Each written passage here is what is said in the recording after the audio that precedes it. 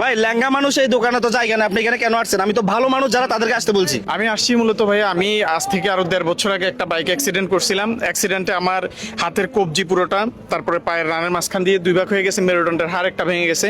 এখনো পায়ের মধ্যে হাতের মধ্যে ভালো করে জোড়া লাগেনি, এখনো ভিতরে রড। তো আমরা আর্থিকভাবে একটু খুবই দুর্বল পরিবার, যার কারণে আমি আমার অ্যাক্সিডেন্টের পর মাদ্রাসা চাকরিটা চলে যাওয়ার পরে আমি আর কোনো কিছু করতে পারতেছি না। আজকে এখন বর্তমানে কি করেন আপনি?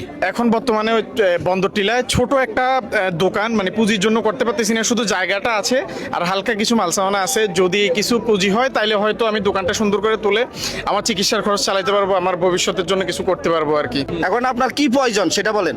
ভাই আমার এখন আপাতত দোকানের মধ্যে মাল সামানা তেমন নাই, আপনার 2টা টেবিল গ্লাসওয়ালা মাল রাখার জন্য, আর কিছু শুধু মাল সামানা যেগুলো আমি বানাবো এগুলো হলেই হবে।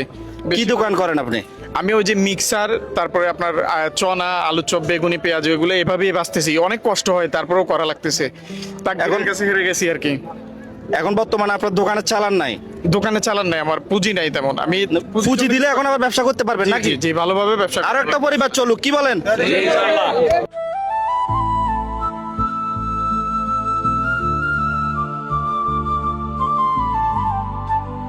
ওনার এই যে হাতে পায়ে সমস্যা, হাতে এখানে যে রড লাগানো, ভারী কোনো কাজ করতে পারে না। তো ওনারা যে ছোটখাটো বিজনেসগুলো করে, আপনারা এগুলোকে সাপোর্ট করবেন। জি, অবশ্যই। আর আপনি খুশি তো? জি ভাই, অবশ্যই খুশি। আর রিয়াদ ভাইয়ের কফি হাউসে এখানে আসবেন, সবাই এখান থেকে কফি খেয়ে যাবেন। রিয়াদ ভাই যে কাজগুলো করতেছে এগুলো ভালো না? সবসময় কিভাবে চালিয়ে যাব? টাকা দিই তো নাকি রিয়াদ ভাই আবার নিয়ে ফেলা? আসলে রিয়াদ ভাই না, যারা মানবিক কাজ করে তারা কখনো টাকা দিয়ে নিয়ে ফেলায় না। ভাই দোয়া করবেন, হ্যাঁ? অবশ্যই, অবশ্যই। ইনশাল্লাহ দোয়া রইল।